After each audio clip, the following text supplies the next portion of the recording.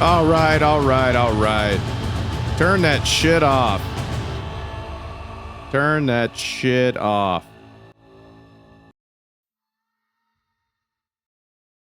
How you guys doing today?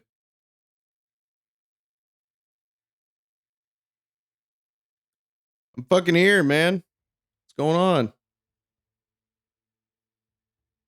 9:01. I'm late. Hey, I appreciate you guys coming to watch the stream. Man, this album felt like just an eternity that we've been sitting on this album. I mean, like, dear God, it feels like we completed it like years ago, and then it's finally here. We can finally listen to it. Can finally hear what you guys think, and yeah, man, we're gonna go over all kinds of stuff on this listen through. Um, yeah, man, just like the lore, my thought process, and just yeah, the just everything that went into this album, and any questions that you guys have or anything like that. I'll get to as many as I can. Um, yeah, and wow, I just can't believe it's here, man. Seriously, it's like it's kind of surreal. We haven't written anything like this in a long time. Uh, we've experimented a lot in this band. Of course, we started out as deathcore. We started out as death metal infused with hardcore, and you know we've kind of experimented over the years, and yeah, it's been a wild ride.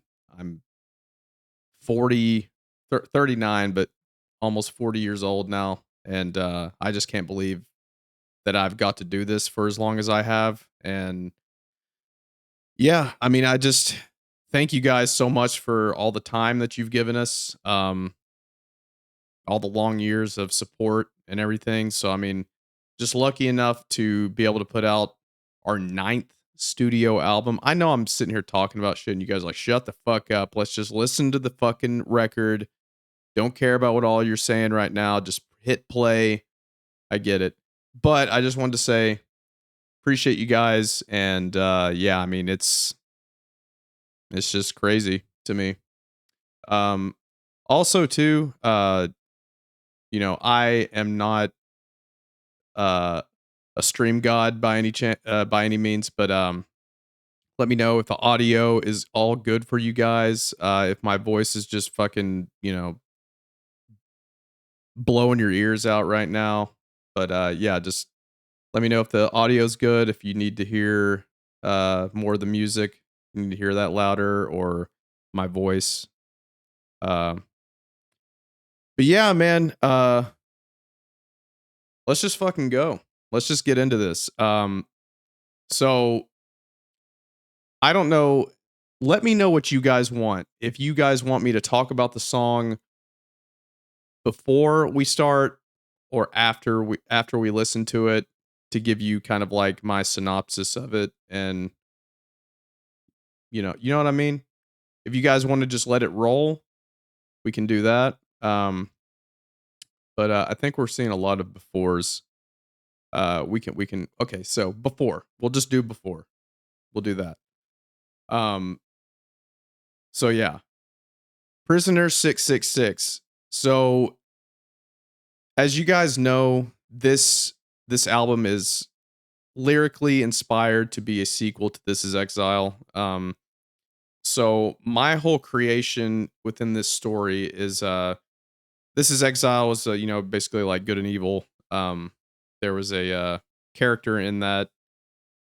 Um, there's a character in This Is Exile named Daemon, and he was basically the son of the evil lord. And yeah, and he was killed. And this is where Prisoner 666 comes in. Basically after everything happened, he is the younger brother, or the part of this story from This Is Exile, but was just wasn't in the story, but he's like kind of like the brother of like um Daemon, this character I created. And basically this is him relinquishing his faith, um, you know, turning to darkness, turning to evil, and carrying out what his brother could not do, which was be the successor of evil. And it follows the 7 deadly sins. The 7 deadly sins start on track 3 with Diabolic Slumber, and I'll go over that, like what my thought process was, you know, and yeah. So this is basically the introduction to the character.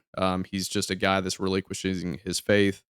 Um, basically in like a Christian setting, and um, denying all that and saying fuck this shit.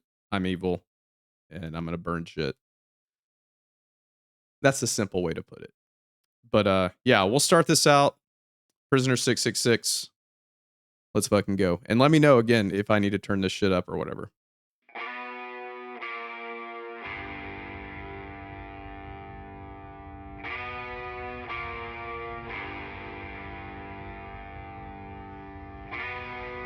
This intro was written by Zach Householder.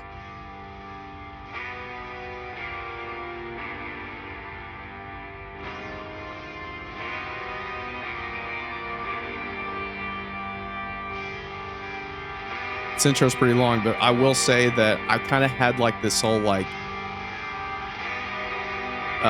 when we were writing this song, I just had like this thought in my head of just like 6, 6, 6, kind of reminiscent of Slipknot. But here we go.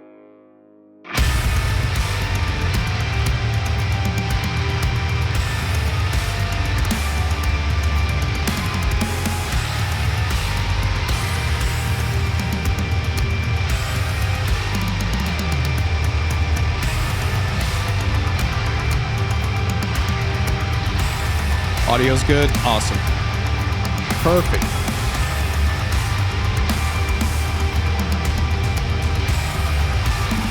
Enjoy. I bear the number 666.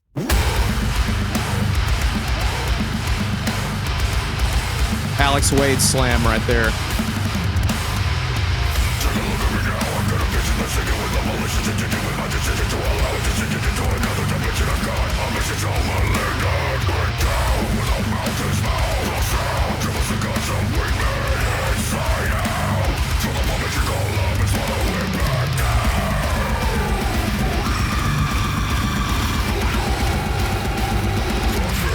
Yeah, I can't sing along. My dog will come in here running, very scared about what's going on.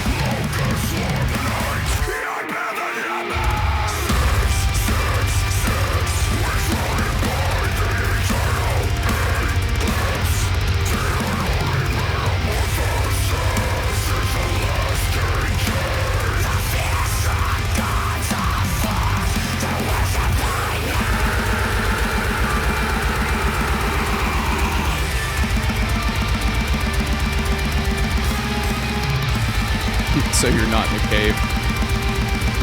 I might as well live in one by now, you know?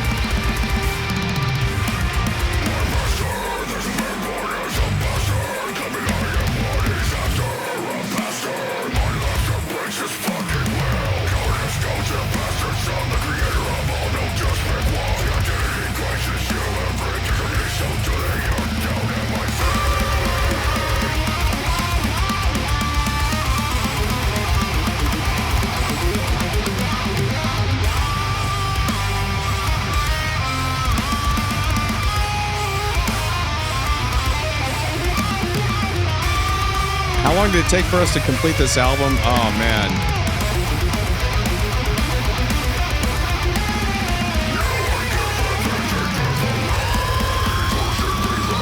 I want to say... I'll just tell you after the song's over.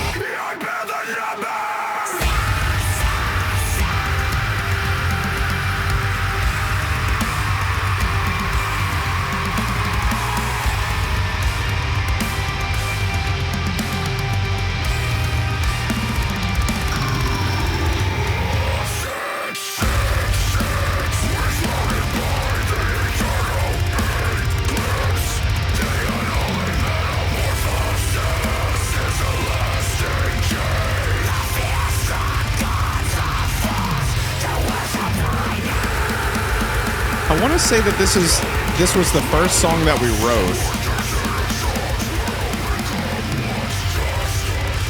It was one of the first like structured songs that we had.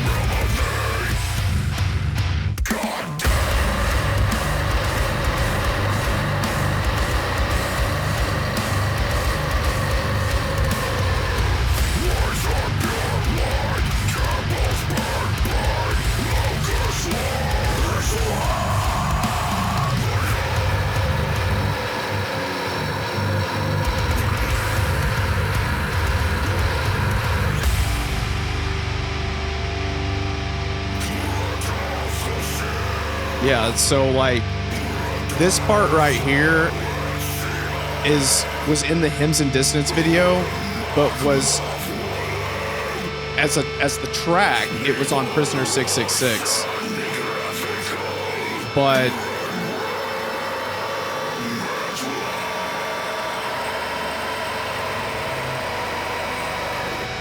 all right, turn that shit off. All right. So obviously that ending to that song was actually on Prisoner 666, but like whenever we were making the video, I was like, we have to have that in there for hymns as like the introduction to the song, even though that it's the end of Prisoner. And we didn't, that was like almost like a last minute decision because I just thought to myself, I was like, this part is way too evil and way too cool sounding to not just like introduce the song Hymns and Dissonance. But yeah, that was kind of like a thing that like in the studio, that whole backwards talking thing. Um, I didn't want that song to just like end with a jun jun jun jun and just stop. I wanted to hit an open note and just be like, this is the introduction, like just create this atmosphere of just like pure, just like, oh my God, something crazy is about to happen. And then like that's where I thought to myself, I was like, this is a perfect time to have like some sort of like evil, like chanty, um, just craziness going on and just have it bring in the next song, which was Hymns, because it starts out with those cymbal hits with like the guitar playing and stuff, and it's just like very like just like, oh shit, something's about to happen. Um, but yeah, that's basically the synopsis of that song. Is like, this is an introduction to the character, and this is Hymns and Dissonance is this song lyrically is basically just kind of like the character coming into his own. Yeah, he's pretty much like a cult leader. He's gathering all these people to follow him. He's trying to turn everyone to darkness, trying to turn, just rid all of the good in the world, and go on this mission to resurrect the Lord of all evil. Whether that, and you can kind of use that as whatever god or whatever evil being that you, whatever, with whatever religion. As far as religion goes, yes, I am more so focusing on kind of like the Christian religion because that's where I come from. It'd be very disingenuous for me to talk about a religion that I was not around and not a part of. So, that is the religion that I speak from.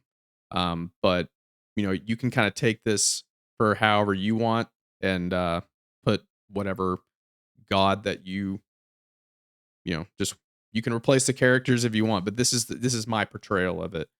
But yeah, if I was like using another religion, not only would that be disrespectful to other people's religion that I don't know anything about. And so yeah, that's kind of why I base everything off this. But yeah, so basically he's a guy that, he's coming into his own. This is like he's erupting. Uh this song is just all about him coming into that character, like coming into this like evil, uh horrific, just tyrant of a person. Um and he is yeah, it's just gathering an army pretty much.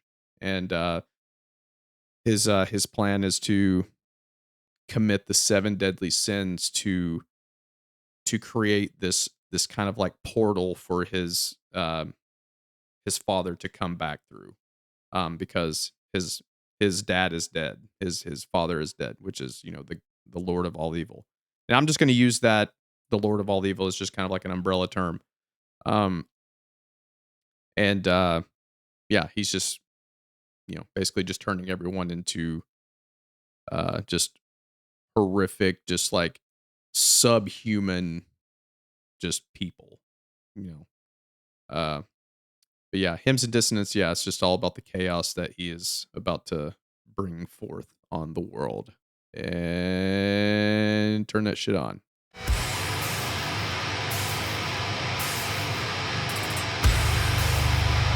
I wrote this intro riff.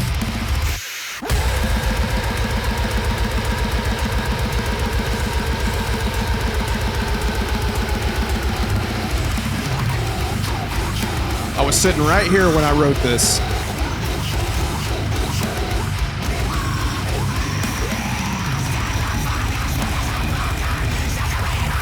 With this guitar.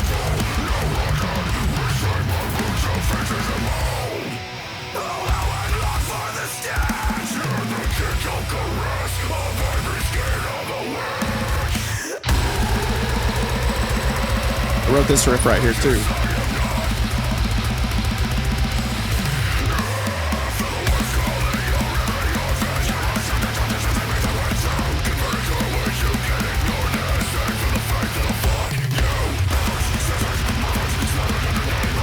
I kind of just sheltered up like a hobbit, man, during the writing of this album.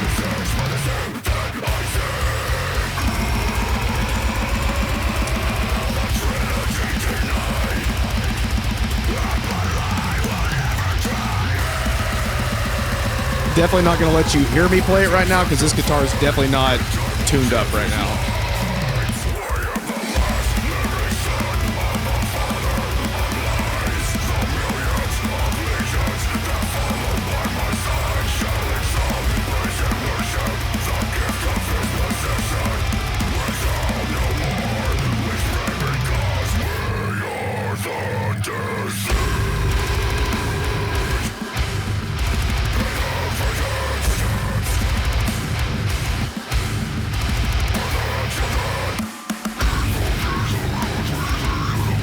Might be able to find the original recordings that I did of this song. I might have them.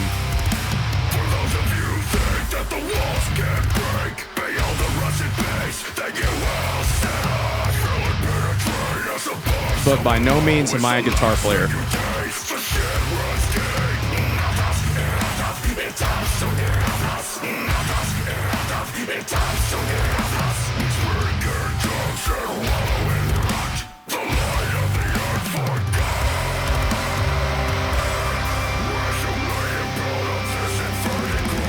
What did you say? My dad approached you standing in the checkout line at Best Buy in Knoxville randomly some years back around Christmas, saying you guys are one of the all-time favorites. The old man is very upfront. Sorry if that took you off guard. No, that's totally fine, man. I know I kind of seem like I'm like an unapproachable person, but trust me, I've kind of got resting bitch face. Do I drink energy drinks? No, I don't. They make me feel too crazy.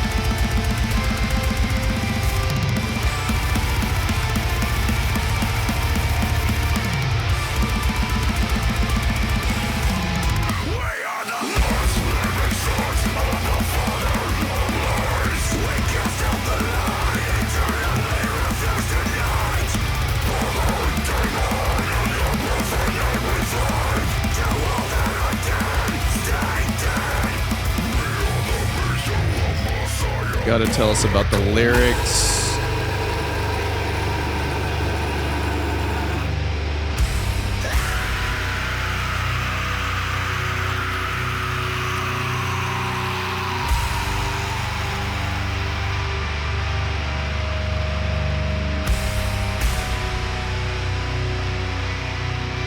This is something that Alex wrote just as like a random like breakdown thing. I was like, yeah, we're putting this at the end.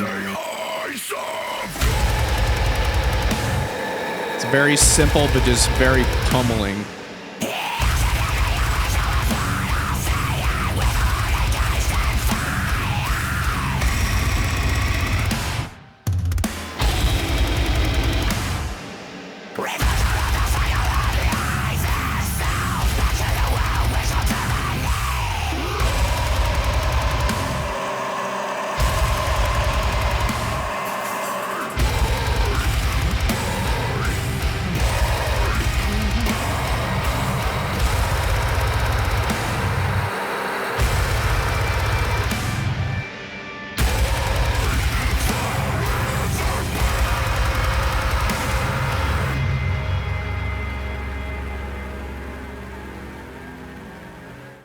What's crazy to me is that like there's a lot of this stuff is new as far as writing and shit, but the amount of stuff that we have on hard drives and just like on our computers and just like old riffs, and we could have another 10 albums probably. But obviously you're not going to use everything that you write. Some shit is just doesn't work out. That's just kind of how it is. But yeah, this was like something that Wade had, and I remembered it. And I was like, oh yeah, like let me hear that thing that you had, and then kind of like it wasn't exactly like that the way that he wrote it. So we always like take each other's stuff and kind of put our own little spin on it, or like if we have a song like almost like completely done, we'll just kind of like make a little bit of adjustments to a riff or something um to make it, I guess, more cohesive with the song. But yeah, that was one that he wrote, and I was like, super simple, super heavy, super pummeling. Like, let's just slow it down because it was a little bit faster, if I remember right. But yeah, that song was just born. Um, yeah, like I said, me just sitting in this computer chair right here with that guitar, and I just opened up my recording software, had a thought in my head, and just recorded it, and then sent it over to the guys, and they're just like, "Yeah, let's use that." I was like, "Okay." And then it just kind of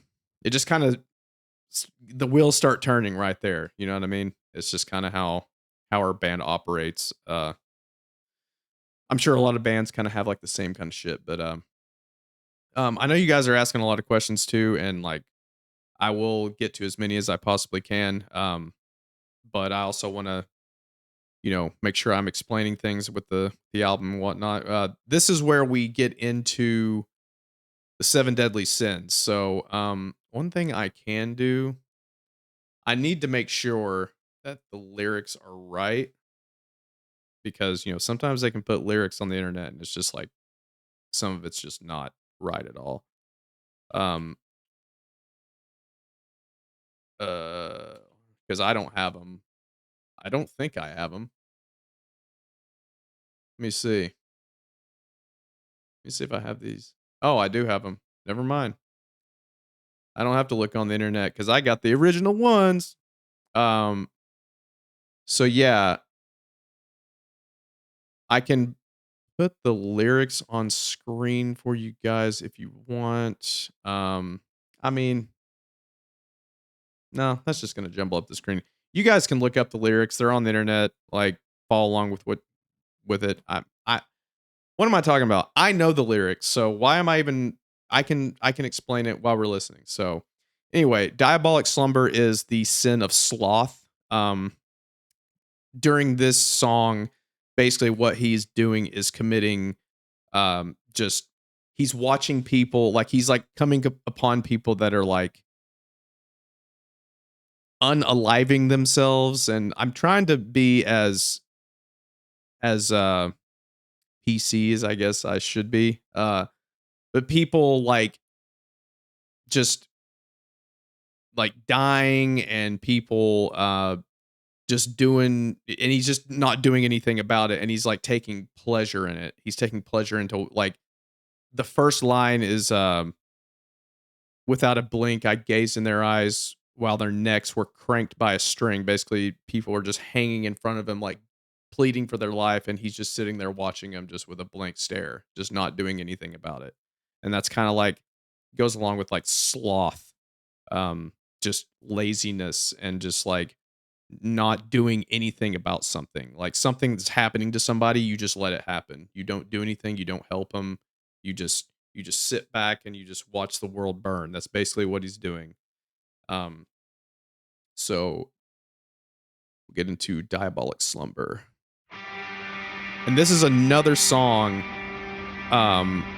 This whole like intro riff and everything is like from 2015 or some shit. Like Wade and Gabe wrote this, and you know it's altered a little bit, but it's from like 2015.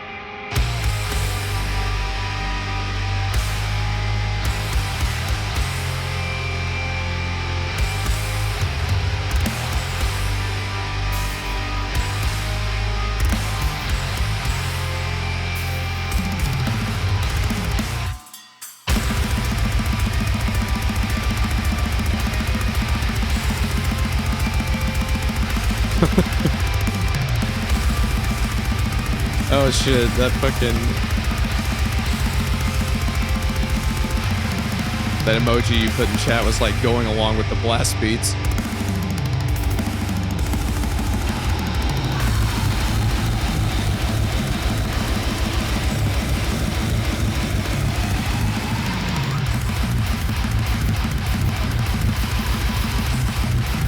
I don't remember who wrote that. Wade wrote this. Alex wrote this.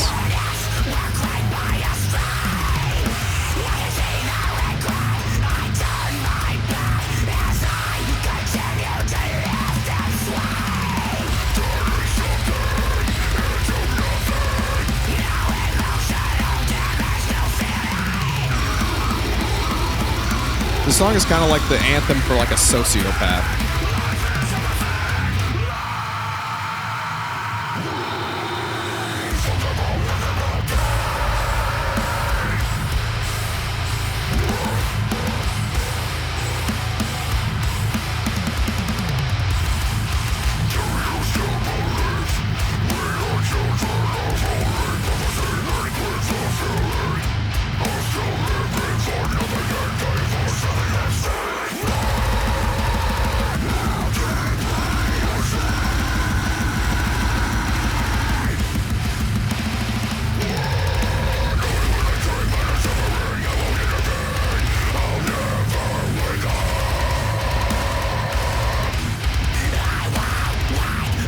Pause right here is so cool.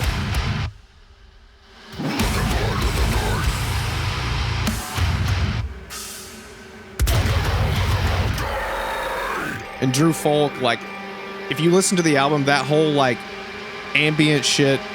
Let me see. I know I'm pausing and being an asshole right now, but like during this pause, when you hear that, that's going on throughout the entire album, but it's very subtle. So it's creating an atmosphere, even though you don't notice it. It's still there. Like this little, where is it? That like, that's like throughout the entire album.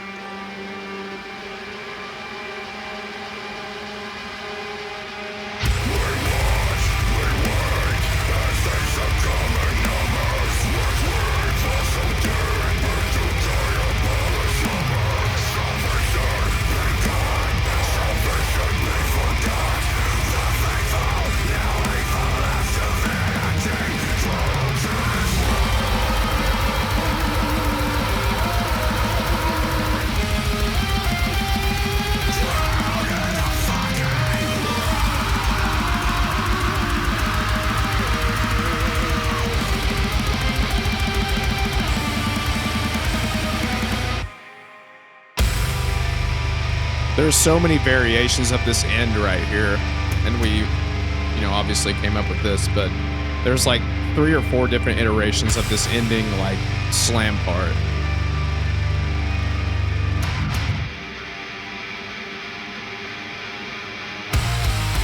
Fuck them all, let them all die.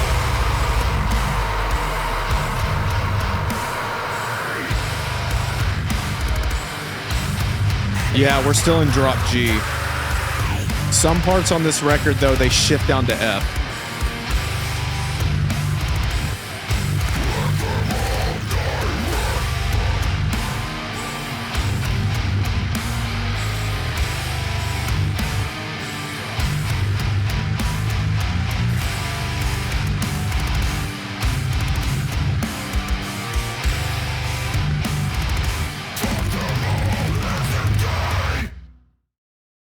So yeah, that's Diabolic Slumber. Yeah, it's just kind of like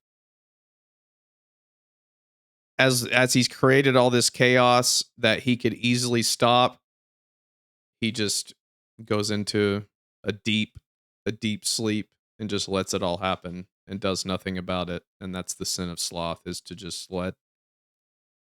don't intervene in anything. Of course. My dog my dog she rings these bells to let me know that she needs to go outside. So I'm gonna start a Visceral Wretch. I'm gonna let that play, and then once a Visceral Wretch is done, I'll talk about that. I'm just gonna go let her out. I'm gonna let it play. You guys enjoy. I'll be right back.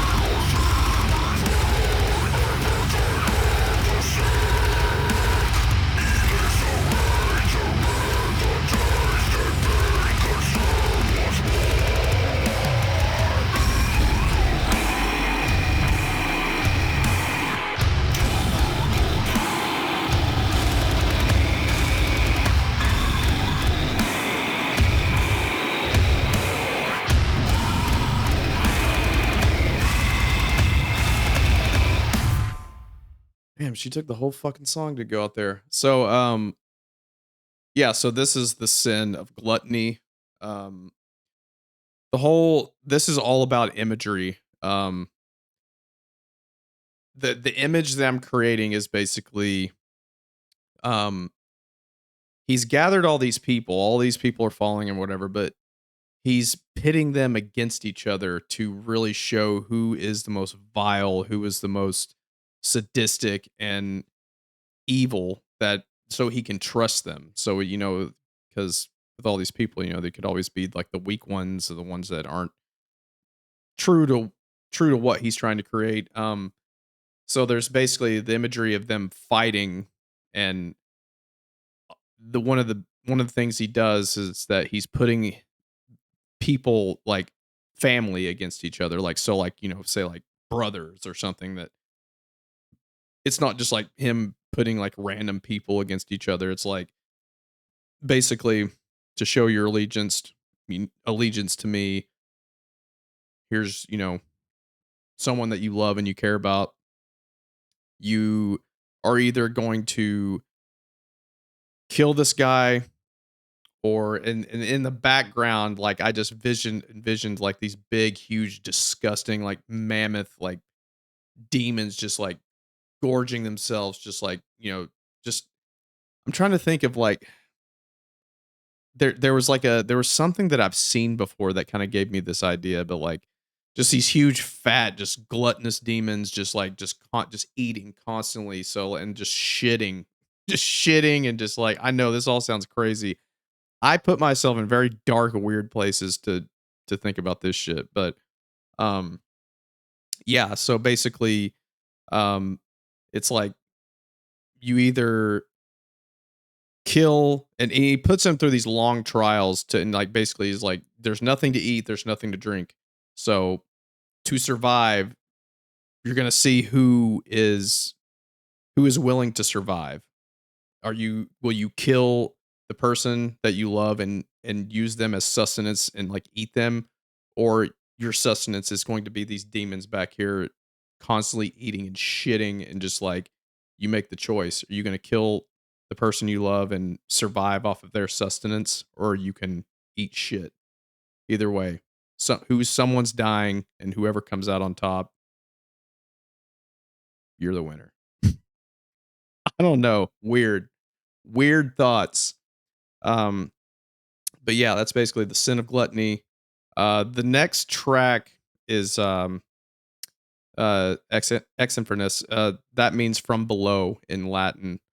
Um, and this next one is about the sin of wrath. And it's just about them, just like, once he gathers all of his people, they're going to conquer everything, everything in the world. And yeah, and they're just it's not nice, and they're very rage induced, and um killing everyone they see, just a complete slaughter. um and this is kind of like the pre-ritual, like, soundtrack to that, is this track is like them like basically all conjuring together, and then just like, all right, and then once the song starts, that's like the image I have, is them just like, all right, here we go. And then they go off and create, or just do all these horrible, heinous things. Um, but yeah, this is something that Zach Householder created. Um, and yeah, because we just wanted something to kind of like give the album kind of like just a little bit of a breather, because the point of this album is to be exhausting, is to be oppressive, and just insane, just like, just relentless. Um, no, there's no melody. There's not a lot of melody on this album, and that's the point. The point of it, Dissonance, is the lack of melody. Um, and yeah, so that's why it's so pummeling, and just, I just wanted this album to just be like, just scary. So Ex Infernus, from below.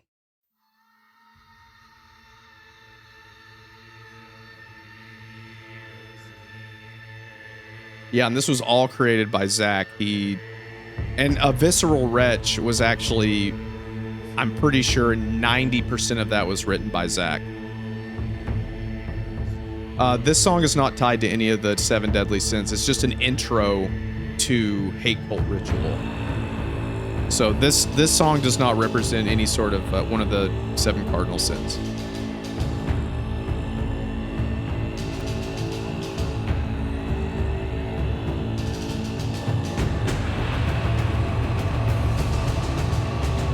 This is like just like a pre-ritual. Just imagine just like these horrible, evil beings just about to go to war. They're just, you imagine looking out in the distance and seeing just this kind of like 300, like just a sea of just like of people just like ready to just come destroy everything. Alex Wade wrote a lot of this.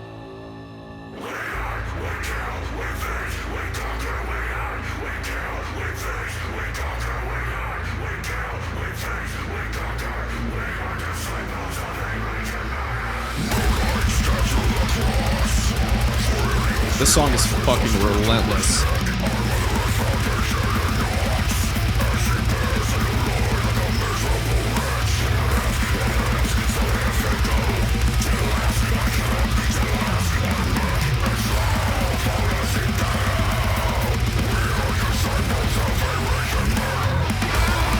Just to pause real quick. Another thing that I forgot to talk about, like in the lore or whatever. So basically what he's also doing is planting a seed. He's using the earth as like his womb, as the womb for his successor. So if he is to die, he has like someone to carry on his bloodline, basically. So he uses the earth as like his vessel for birth. And that's like in this song, during like the first like breakdown part, whenever it's talking about rivers of wine tainted by the mother's disease-ridden cavern, it's basically just like a decrepit just womb that's like housing his offspring. Anyway.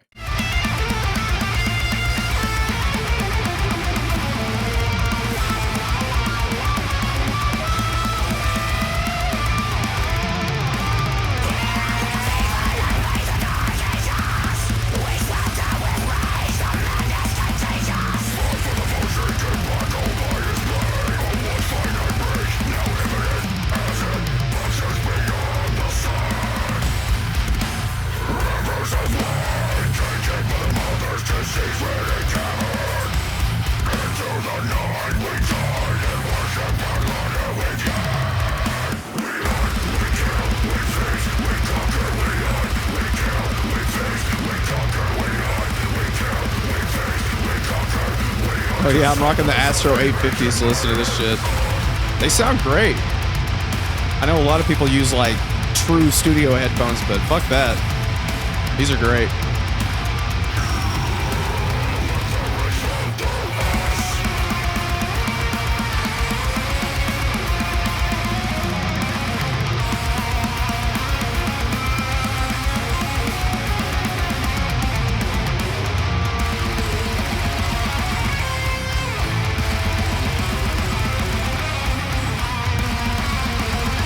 I do want to try out some different headphones though.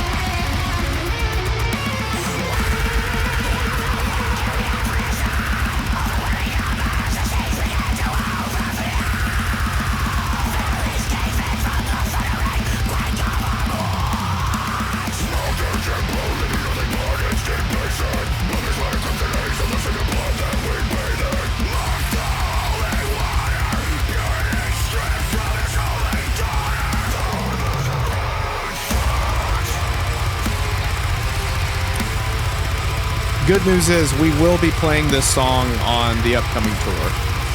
Just a spoiler alert.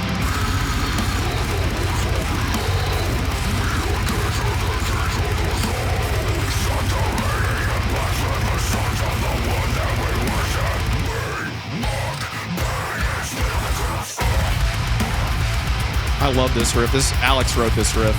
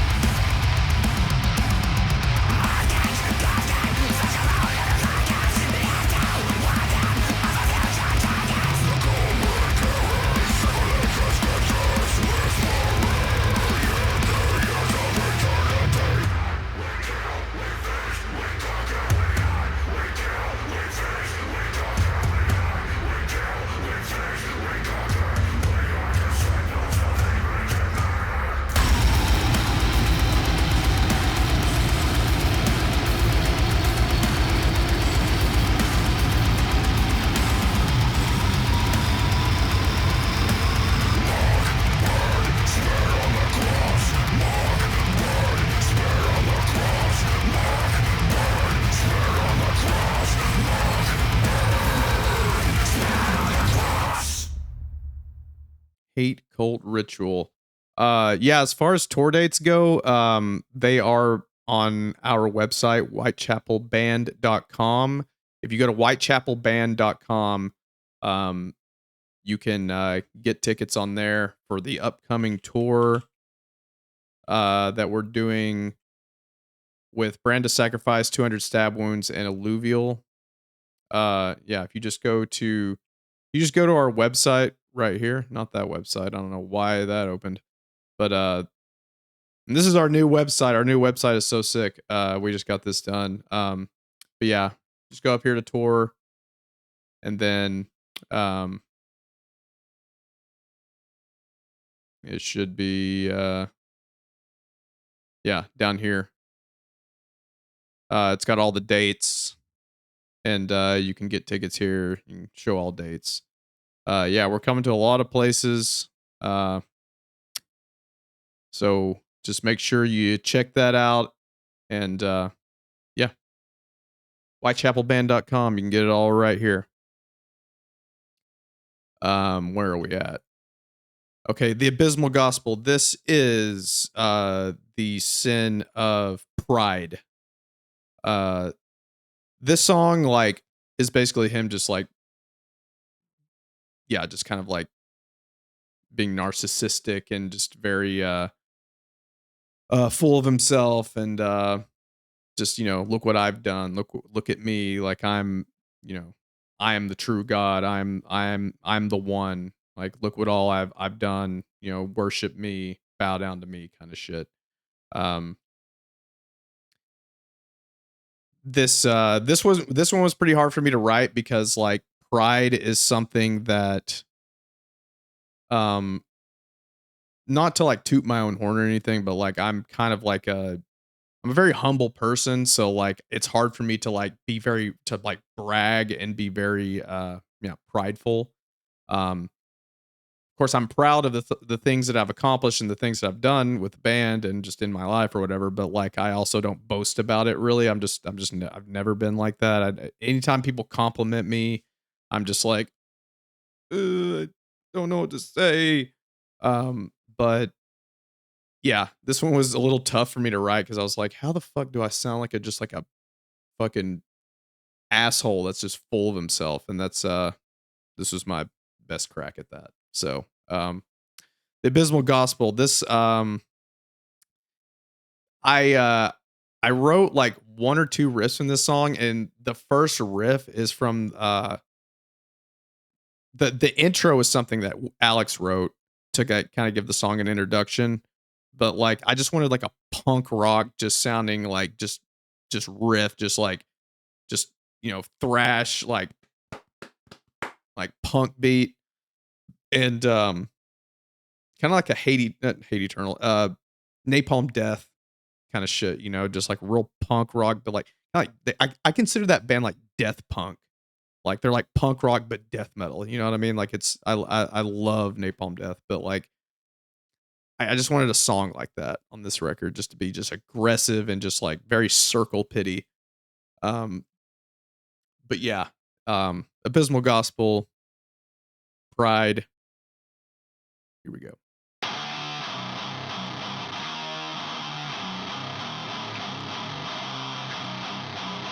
Can we just give it up one more time for Brooke's kidney infection? Are you talking about Brooke from Impending Doom? That Brooke?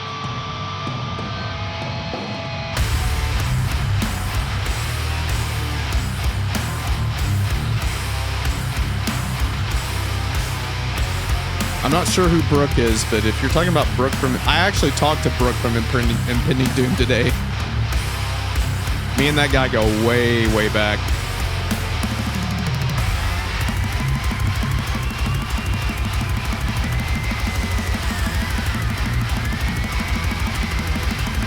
Yeah, there's a few guys from back in the day that like I talked to very, very randomly, kind of just not very often, but here and there. But yeah, I talked to Brooke today. I'll always love that guy. I mean, one of the OGs.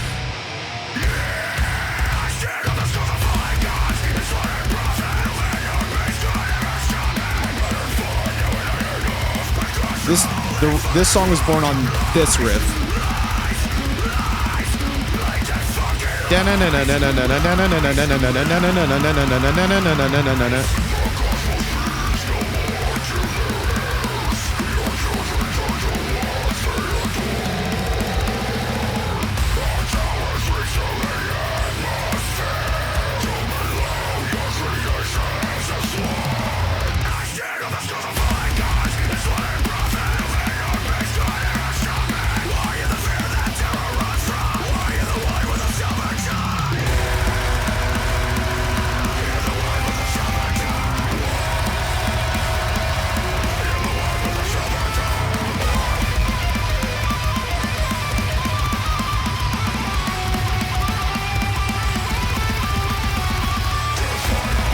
Does the cult leader dude have a name or no?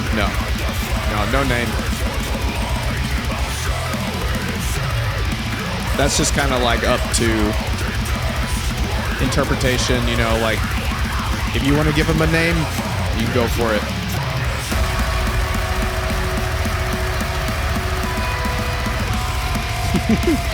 I'm too egotistical.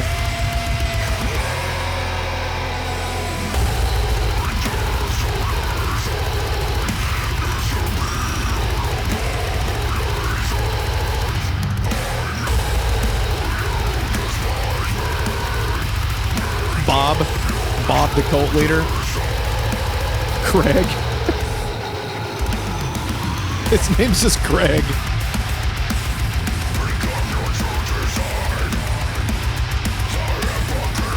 No wonder he wasn't the successor. His name was fucking Craig.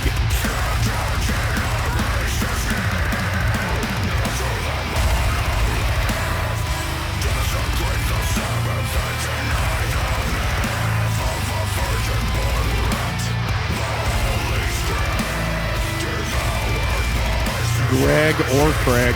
I'm fine with either one of those. Fucking Craig. This guy right here, his name is Craig.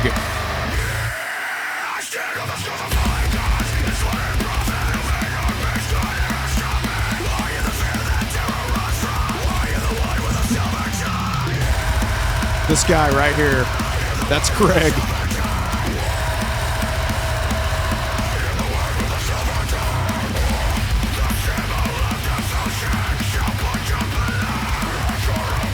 Hey, I'm all for it. Like, you know, Iron Maiden has Eddie. So, I mean, we kind of set out to like have like a little mascot for this shit. So maybe we'll do like a fan poll. Like, what is the name of this guy? And that'll just be his name.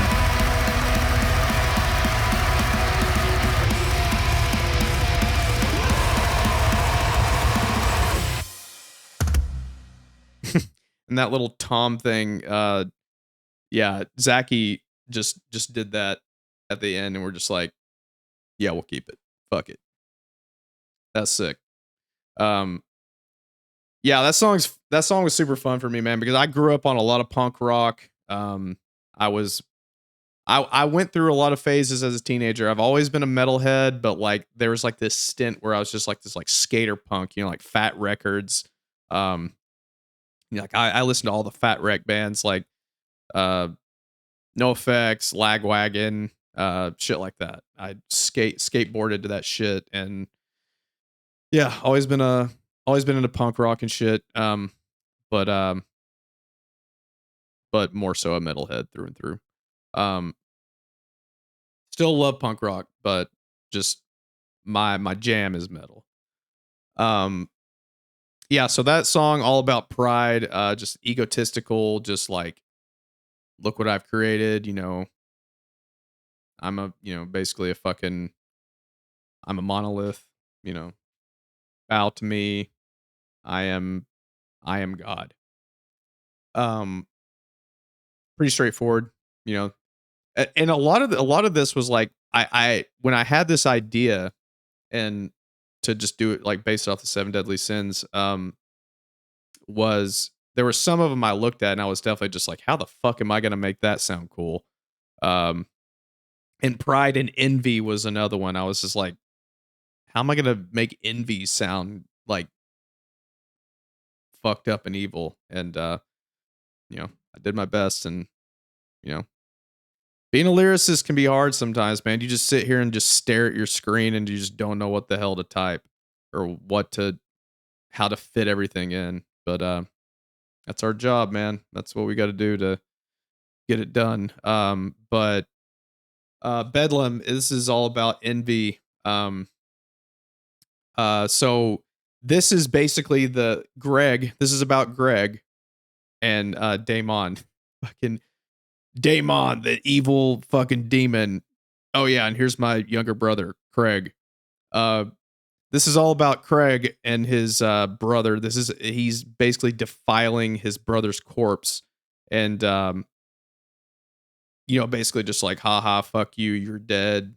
I'm the guy now. And he's showing his envy towards him, because he was the successor and not him, and he's just like basically. And but the catch is that he's still alive. He's his conscious. He can feel everything. He's still conscious within his own body, but he's just in a shell. He can't move, but he can feel everything. He can hear him. He can see him, but he just can't move. He's just in a lifeless shell of a body, and he's basically sitting here just like defiling his body, like like snapping his bones. There's like one line in this song where he's like uh fucking lyricist over here can't even remember the lyrics he wrote. When he says how the fuck does that part go? Da da da da da da da da da da da. I haven't performed this song live yet, so give me a minute. It's fuck. I'm just gonna. I feel like an idiot right now. Hang on. It's this part. Fucking God, how could I not think of that? When he says, whenever I say, I know you can hear my voice, you feel everything. I grip my teeth as every bone breaks. He's basically just like snapping his arms and just breaking every bone in his body. He can feel all of it, but he just can't do anything about it because he's just exiled into this corpse. Hence, this is exile. He's exiled into his own corpse of a body. He won't rot away. He won't just like be at rest. He's just in this eternal exile of just a lifeless corpse. And this is him just letting him finally be like, haha, fuck you. I'm the guy, you're not. And yeah, he just lays there, and his eternal torture is to just lay there and not be able to move, and just, yeah, his conscience is just stuck in his own lifeless corpse. Fucking weird. Anyway, Bedlam. I think Alex wrote this. Yeah, Craig be wild, man. Craig be crazy.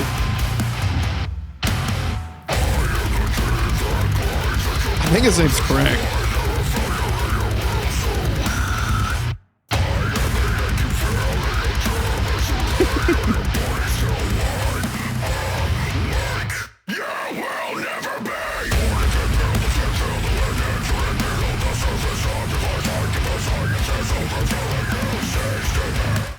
I will kind of toot my own horn a little bit. I do like these lines that I wrote right here.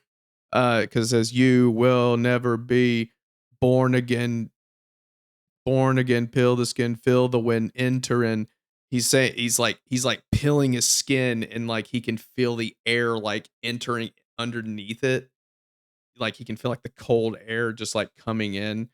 Uh it's I don't know. I just thought that imagery was fucking. I was just like, oh, just like you just peel your skin back and you just like that little subtle thing and you just feel the air just like start to like creep into like your nerve endings like underneath like the the top of your skin. Anyway, let's go back a little bit.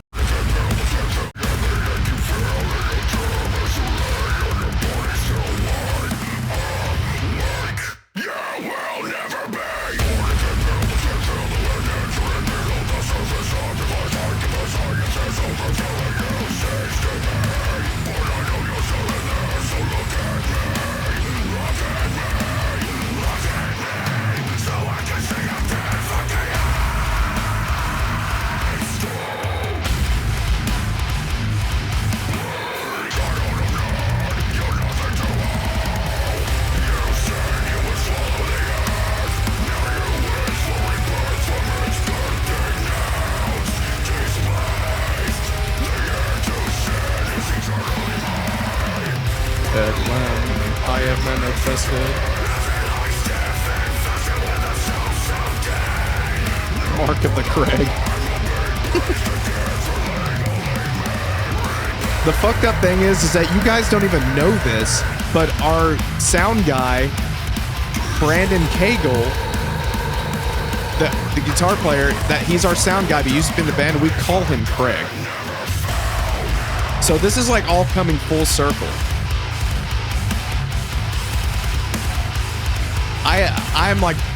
I'm actually blown away right now.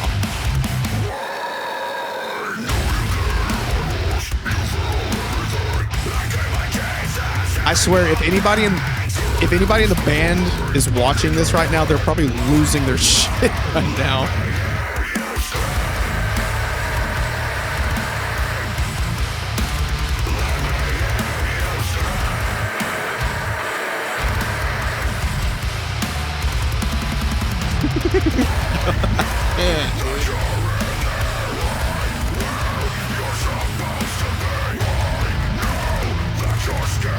Oh yeah, dude. I saw Zachy in the chat. I know he's just losing it right now.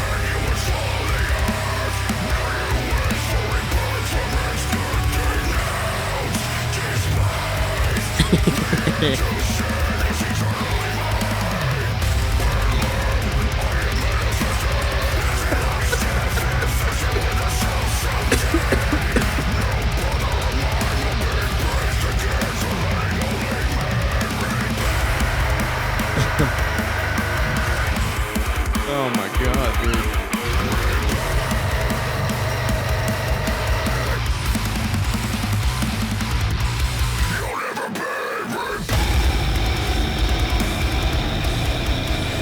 This is just a fucking slammy song, man.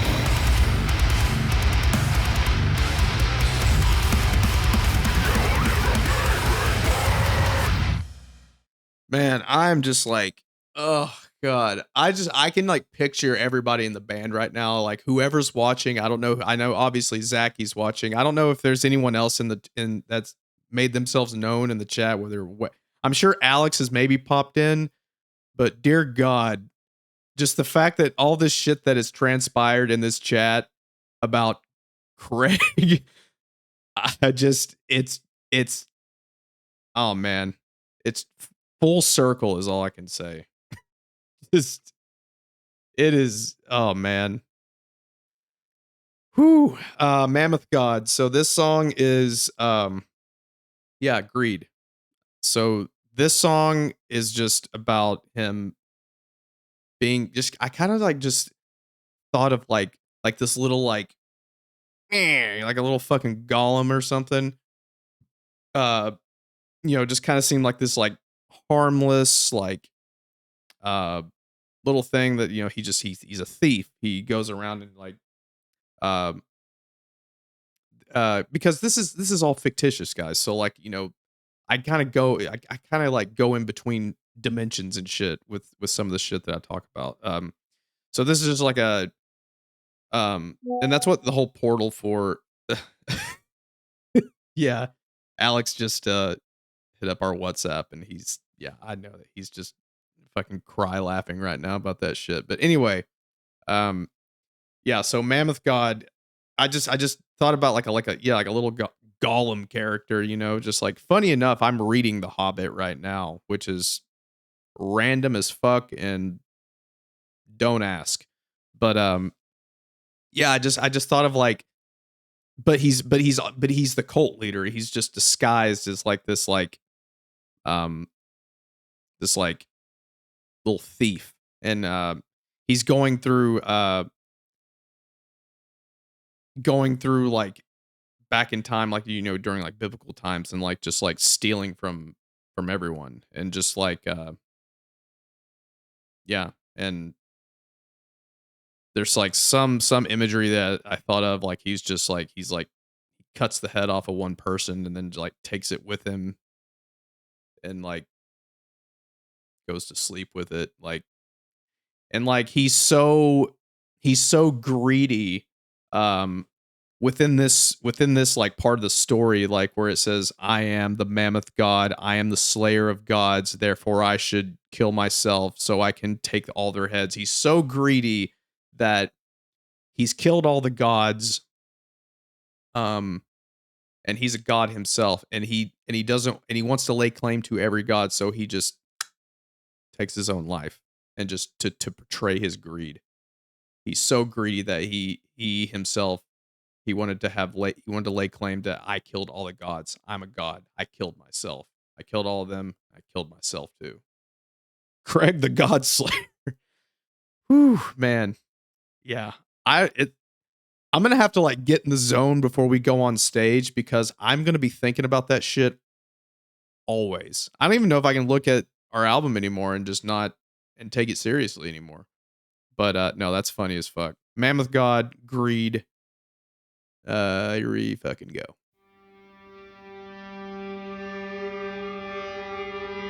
Craig's crazy.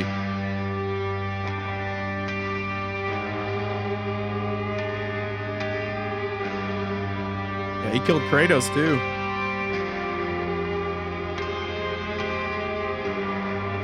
Craig merch has to happen. God.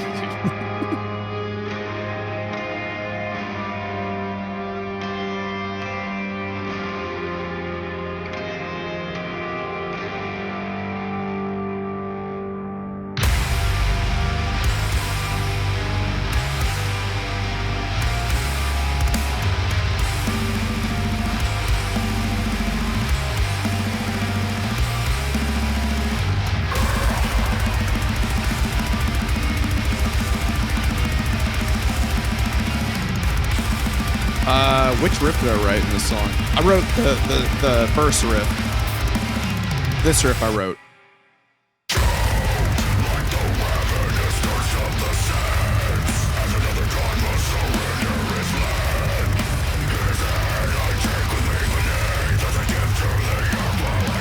This correct guitar.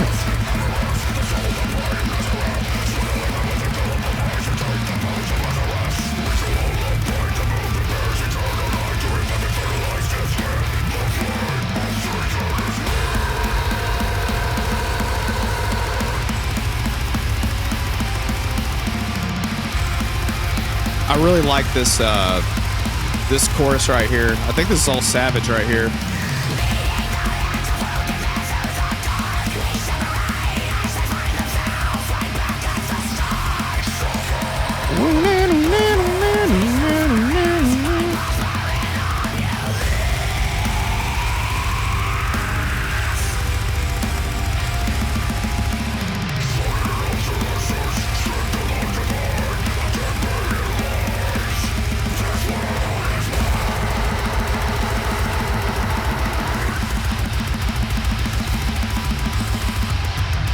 No, hey, chant Craig all you want.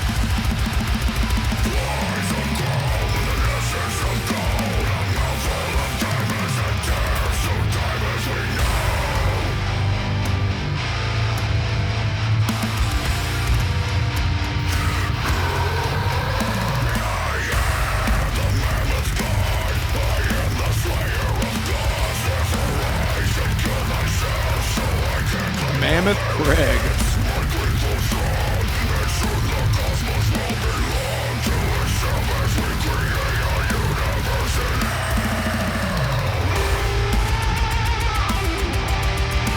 This is like such an old school solo that Savage came up with. It's kind of like Dimebaggy.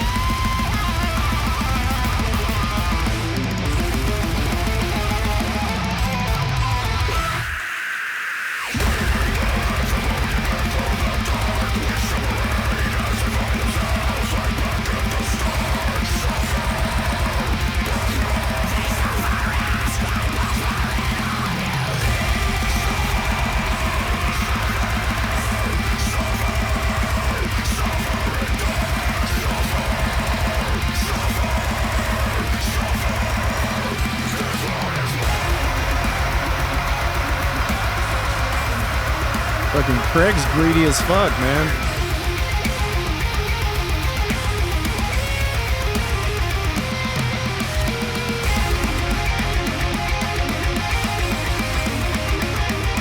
Fucking Iron Maiden.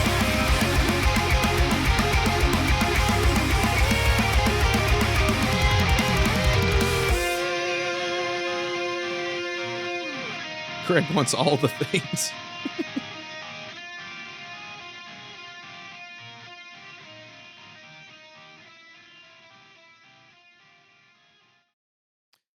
Oh man. Okay, nothing is coming for any of us. This is about lust. And this is all about the relationship between him and Mother Earth, his bad word, the W word. Um and I'm portraying the earth as like a person. That's kind of like my thinking behind it, but you're gonna have to like bear with me on this song because this song gets real weird, like lore wise. It gets real weird and like maybe a little hard to understand. Maybe kind of even hard to understand for me. Um, excuse me. Um, so yeah, this is about lust. This is about him. Like the it's time for his offspring to be born, and it was created out of lust for the earth. You know, like this his womb is not of love, you know, it's of just of pure hatred and just lust and all that stuff. So Mother Earth is portrayed as a person, and I'm seeing like a weird fucking reflection over here. What is that? What could possibly be doing that right now? Okay, who cares? um so how do I explain this? So yeah, like Mother Earth is portrayed as a person. His offspring is being born from the Earth's womb, and it was created out of lust. And like he's going inside of the womb, like That's why I say, um, I tear the fleshy walls. He's basically going inside of a you can kind of you know come to your own conclusions on that, but he's inside one of those, um, and he's going to get his offspring. Yeah, Craig type shit. Craig's wild, man. Don't ask. Uh, but yeah, he's going in to retrieve his offspring, his child, to be his his successor or whatever. And he gets in there, and it's a complete abomination. It is not what it's an abomination in the sense of that it's not what he wanted. So like he's and then he's just losing his mind. He's just like, because he said like, staring back at me, I see the God that shouldn't bleed, but he's wrapped in bloody sheets. He's he's supposed to be a god. So but he's still of just of this earth. He's not like he's not what he intended it to be. So he takes it, it's alive, but it's not like a it's an abomination in his eyes. Um so I don't know how I can explain this without being super graphic. Um Basically he takes his child that he's created within the womb of Mother Earth, and you have to remember that Mother Earth is portrayed as a person. Um So he's basically just like yelling and screaming. Craig is pissed. Craig is so mad right now. And he's basically becoming like a domestic he's committing domestic violence pretty much. And he's just like, "What the fuck?" And he he disposes of the kid. Let's put it that way. In front of the mother, which is Earth. And it's just pure, just like he's losing his shit, and he basically, yeah, he unalives the the kid. This is coming across real weird and fucked up, I know, but it's just, again, this is just storytelling. And so after that happens, that's the last sin, and he can't create it because the the child is not created from it's not what it was supposed to be. And that creates like a big ripple effect within this whole story. And he starts to basically just lose his mind, and just then he starts to realize that like none of this is real, none of this is happening, even though he feels it and sees it and like can it's all very real to him. None of it is real, none of it is happening. And and then the story gets real fucking weird. Craig he's in for a wild ride. Um, so like by the end, it's like whenever I say the universe beckons to sleep, um, I'm talking about like the universe just shutting down and just resetting, because like, and all of this that's happening is just dreams within the universe. The universe is the only thing that exists. And all of us, people, all the stuff that we know is just a dream with inside the only living thing, which is the universe. Even though we perceive everything and we think everything's real, and you know, we perceive reality, it's just not real. It's just all of this within the universe. And I just envisioned this one like just almost like amoeba type vessel, just like zooming out from all this shit that you're seeing, all this imagery, and it's just this amoeba that's just like begging to go to sleep and just like end all of this and just let it be. And then I envision like the universe is the only living thing, and it's just alone, and there's nothing else around. He's just the universe. The universe is Craig, and he's just alone in this just endless void. And I felt like the end of the record, I didn't want to add any more vocals over it, because I felt like the ending was very like hopeless sounding, and very like just just yeah, just hopeless, and just very it's like you almost feel a little glimmer of hope with how beautiful this it sounds, but at the end it's just like it's just pure void and hopelessness. And I don't know, man. It's even I'm just kind of like, I don't really understand what I was trying to do. But yeah, it just it the Craig story took a turn. Let's put it that way. So yeah, this is the sin of lust. Nothing is coming for any of us, and that's like the basis of the song title. Nothing is coming for any of us because there's nothing out there. Nothing is out there. There's no gods. There's no life after death. No one. Once you die, you are dead. No one's coming to save you. Yeah, that's just what I want to create with this album. I wanted this album to be relentless, oppressive, and very, very hopeless and dark. And I just wanted to create that vibe. I tried, and I don't know if it feels hopeless to you guys, but sounds pretty hopeless to me. But anyway, last song of the album, Nothing Is Coming for Any of Us.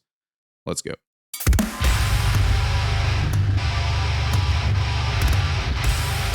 Craig Schizo.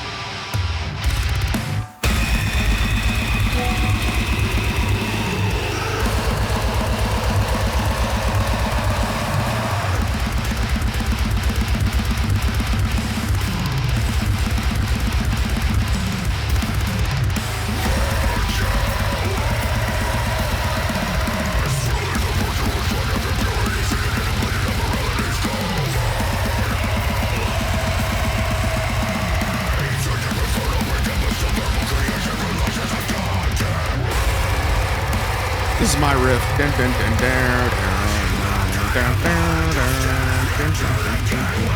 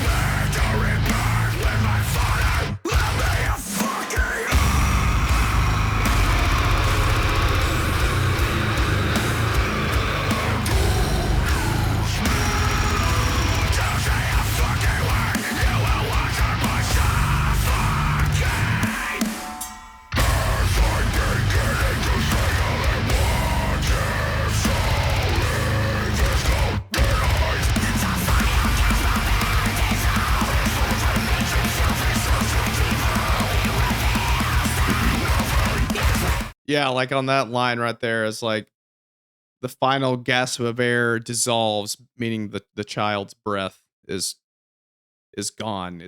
And then it's just like I said Father Time meets himself. It's just like everything is like like this whole everything is coming full circle, and it's just like, just like Father Time I portray as a person and just sitting there in front of himself, just like, what the fuck, where am I? Time isn't real either. What the fuck?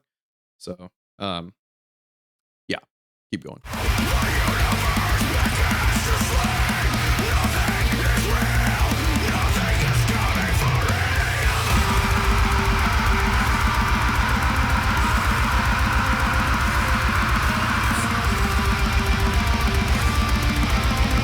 Who killed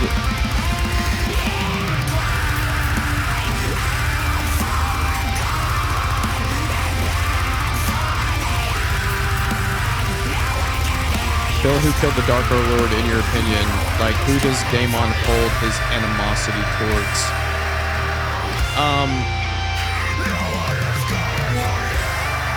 Yeah, so like the Dark Overlord is basically, whichever evil entity that you want to perceive it as. But who killed the Dark Overlord? They all just died. They all just like basically just everything just imploded and everyone was just sucked into like eternal exile. Who does Daemon hold his animosity towards? Well, Daemon is the one from This Is Exile. He was basically like the son of Satan, pretty much, and his animosity is towards just everything that's of divinity and everything that's good and of the light, you know.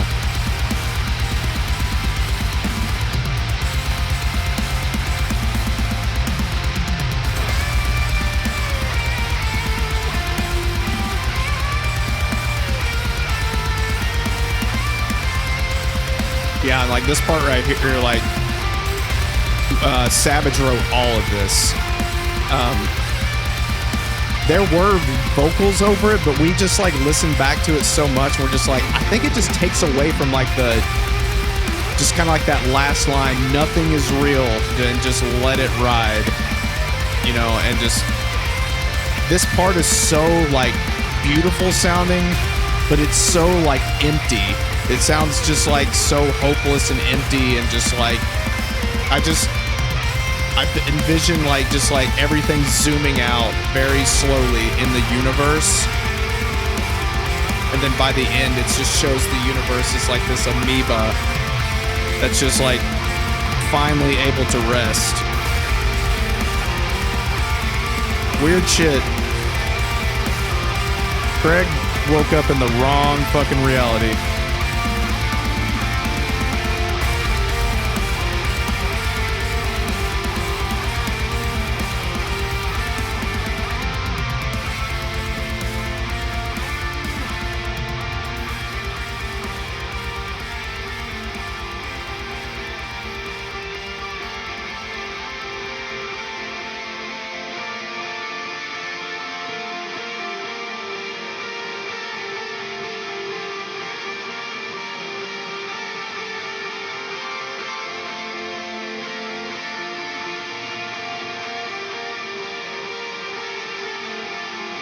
And we just kind of have like,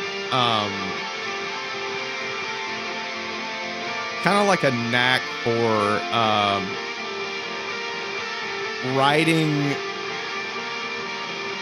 The ends of our albums always have like some sort of epicness to it. And like, I feel like that's kind of like not something like we coined or anything, but it's just like our style. We just love to end the record with just like, almost like a cliffhanger, almost just like just very epic, and just like just very epic sounding close. I feel like we've done that a lot with pretty much every record. Who was that? Crown Magnetar. Didn't they come out with a new record or something? I'm pretty sure.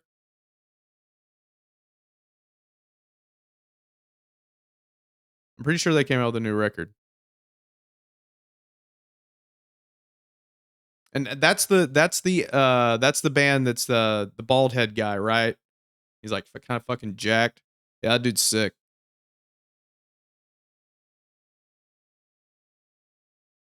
I think that's who that is, right?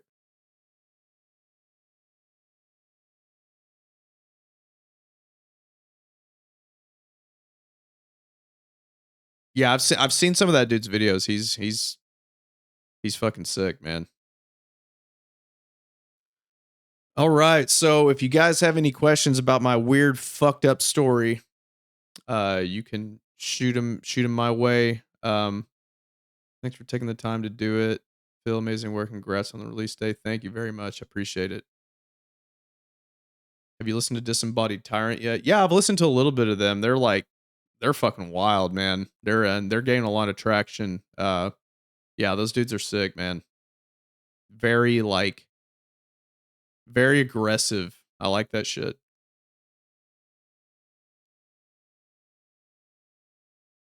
Could I recap the general idea? Like the general idea of like the story? Yeah, I mean it's basically just yeah, like the second coming of This Is Exile, like the, you know, the younger brother of Daemon has awakened within this dude. Um some part of me thinks it's just like the essence of the brother is within just like this vessel of a human, then it just awakens and just possesses this body or something. But also, um, you can look at it as like just like a person that kind of relinquishes religion and realizes who he is and whatnot. But up to interpretation, however you want to look at it. But I don't have like, I haven't really, as far as the story goes, like if I really wanted to refine it, and like I would have to like maybe turn this into like a book, what I mean, and like make it and connect all the dots, like because a lot of it is it's hard to tell like a full story within like a record of like a musical record. But yeah, I mean it'd be something that I would have to go into a lot more detail and connect the dots. But yeah, basically just a dude that um it started out as like um basically just like this psychopath dude that just like believes that he's the son of Satan, and that he's like gonna bring the second coming of Satan basically. And but I said, "No, that's a little bit too, I don't know, kind of weird." So I just kind of took like This Is Exile and, you know, uh tied it into that story. Yeah, basically just committing the seven deadly sins to resurrect the Lord of Evil, to just bring over an eternity of darkness over the universe and all that stuff.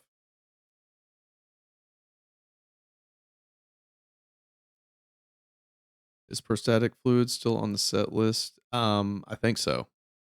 Do you actually have a Facebook you use and talk to people on? If not, there was someone pretty, yeah, I do, but I use it for like personal stuff. So like um anyone, I've seen a lot of like people saying, I saw like one that was just like he was like messaging people and said like, "Hey, are you my biggest fan?" Just like, no, like that's not me. I would never say something like that. Was there any plans to do cleans on the record? No. No, that was not a plan. Are you planning on doing a stream for vocal technique? I got to think about that one. I'm not sure. Maybe. I kind of need like some more like gear and stuff to like make sure that like I've got, because I don't know shit about recording and all that stuff. I need someone to help me set that up. So that'd be like a work in progress. What do you do vocal? What vocal analysis with Cardivox or charismatic voice if you haven't already? Would I do, okay, would you do vocal analysis with Cardivox? And yeah, I mean that'd be fun.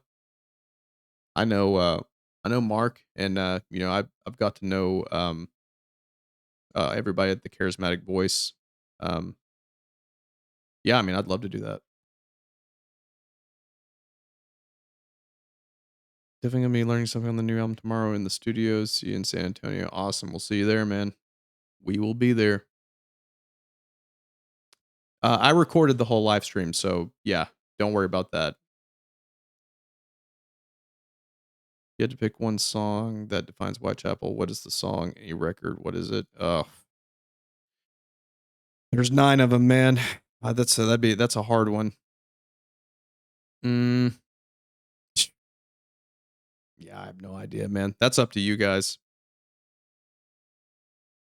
How long is your set song wise for the next tour? Usually when we do headline tours, we play at minimum an hour. It'll be a little bit longer than that though. Will you introduce us to your dog? If she'll come in here. Ben, come here.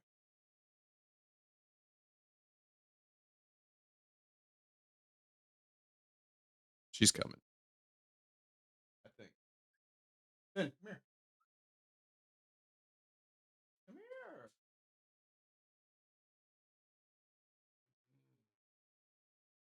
You gotta come over here. Come here.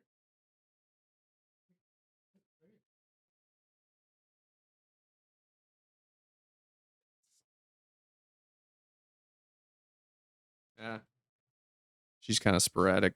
Her name is Finn, Fynn. It's my it's my fiance's dog technically, but um I've obviously adopted her in. So, um, my other dog Max, they just didn't get along, so he lives like 30 minutes away from me.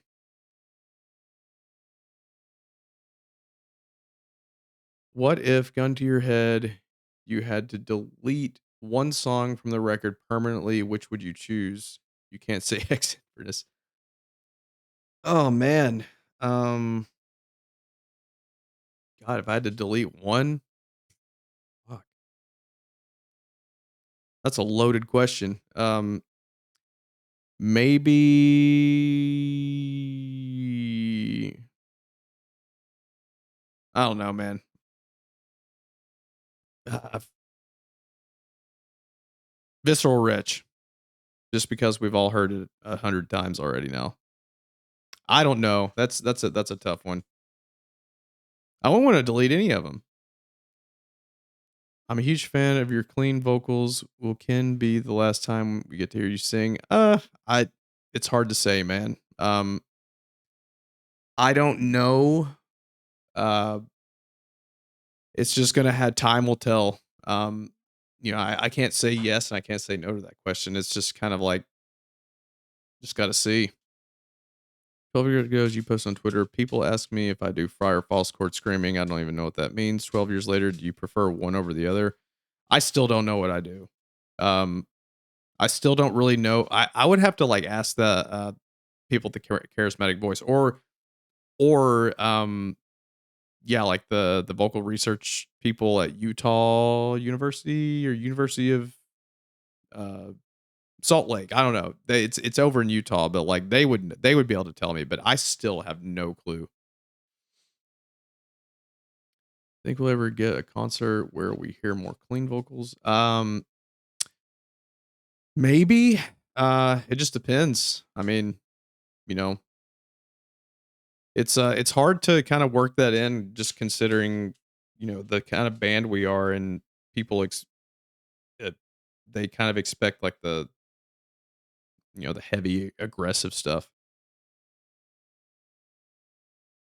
Would I ever do vocal lessons? I don't think so just because I don't know how to teach that shit. I think it's one of those things that's really hard to teach. Maybe there's people out there that can do it and it works, but I would not be able to tell you the first thing because like you can't show what you're doing. Everything's internal. But when it comes to like guitar or like drums or like everything that you're like doing like outside of your body, like you can show people how to do that. But like as far as like vocals, I wouldn't know the first place to start to like tell you how to do it. It's a lot of trial and error. Uh Can you talk about the album art design? Yeah, that was all Ben Savage. I mean, he's like he can, he draws very well. He's just got a lot of like art inspiration. He loves art and, he like goes to like museums and shit like that. So like he knows all about that stuff and I can't draw for shit. I can envision something, but to get it on paper and to like explain it is just like nearly impossible for me. So, yeah, he takes care of a lot of, pretty much, if not basically all the artwork. Um, and we just wanted to have like this, like kind of like Iron Maiden has Eddie. We just wanted like this like figure that just kind of like represented the whole thing and just like kind of like a staple. We might carry this character. And we might carry Craig with us forever now. Um, let's see. I'm trying to. I'll do a few more questions here, guys, and then I'm gonna run. But I appreciate you guys listening and giving us your time. That's all we've got is time. So I appreciate you giving us yours and listening to the record and being here on the stream. Let's see here. What made you decide to write the "Eyes glow white, chapels burn bright" line for uh basically, their eyes are just like pure white, just like pure like just like when people have like evil eyes, that you just see either black or white. It's just like white as like a god or something, you know? It's like they're just like purely possessed. Chapels Burn Bright, that's kind of, but I kind of threw that in there. I didn't know if anyone would notice it. It's kind of a little Easter egg. Yes. I love how it subtly references the name of the band. That was on purpose. I did that as like kind of like a little Easter egg, and like, you know, if people notice it, they don't, they do, or if they don't, they don't. But yes, that was intentional. I at first it wasn't. I just wrote the lyrics, and then I saw it. I was like, oh shit. I was like, is that stupid? I was like, no, that's cool. That's a cool little Easter egg. So yeah, that was kind of like a little thing that I threw in. Greg needs an Easter egg. Hey, it's almost Easter. Um, all right, I'll do a few more questions, a couple more, and then I'm gonna run, guys. Am I going to stream regularly? Regularly, that's the plan. I mean, whenever I'm on tour, it's a little hard, just because I don't have a setup. I don't have like, you know, I'm basically just gonna be streaming on my phone. Like, hey, what's going, you know, like I'm in fucking whatever, you know, just no one gives a shit.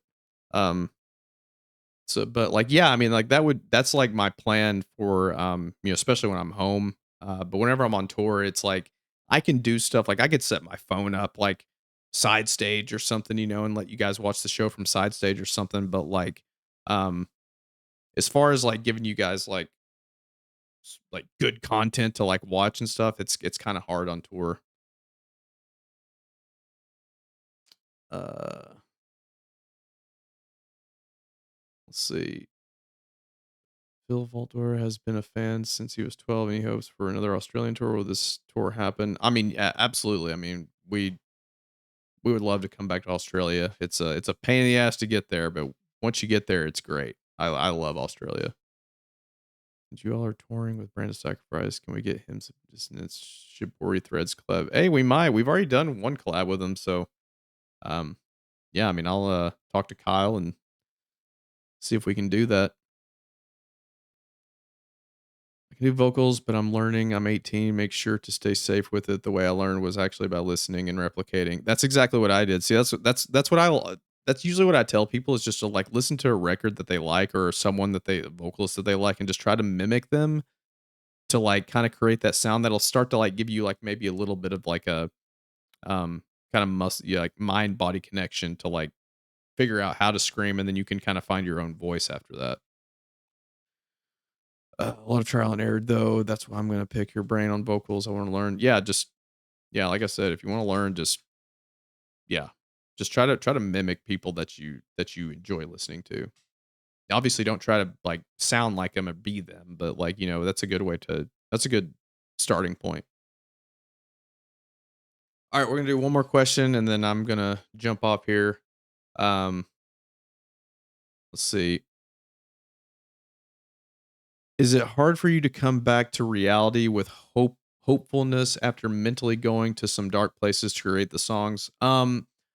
No, not for me particularly, just because I don't know, I've dealt with a lot of stuff in in my life, like a lot of trauma, and I don't know, I've been able to just kind of go to these dark places and be able to just pull myself out whenever I need to.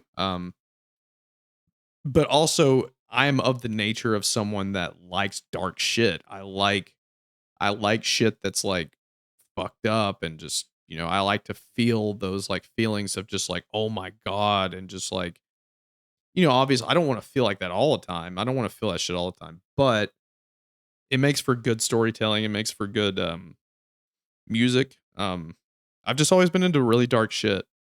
And yeah, I've been able to just kind of go into it and really get deep in. It's kind of like, you know, actors that have to go into character. You kind of treat it the same way. You just kind of you get into a character. You gotta like have to separate your mind from reality. And yeah, I mean it can be tough. I mean it can, you know, there's people that have played characters in movies and shit that have like drove them crazy. Um, but thankfully I've been able to do it and just kind of, you know, pull myself out when I need to. And you know, it's not easy, but I've been lucky enough to be able to do that. I don't know why my mind works that way, but I guess it does. But all right, guys, that's going to wrap it up for me. I appreciate you guys so much. Thank you for listening to the record. If you purchased it, thank you so much. I mean, just any sort of attention that you've given us, whether you've just listened to it once and then never listened to it again, or just any time that you've given to us, very much appreciated. And yeah, I don't really know what else to say. Uh, I hope you guys enjoy the record, and Um, we'll see you out on the tour, the Hymns and Dissonance tour, and yeah, here's to the next one that we make, and just lucky that we've been able to do 9 of them for you guys. So here's to number 10, and uh, until then, enjoy this one, and love you guys, and appreciate you, and yeah, we'll see you on the tour. You guys have a good night. Thank you so much. Hymns and Dissonance, go pick it up. Listen to it, stream it, all that good stuff. You guys have a good night. All hail Craig.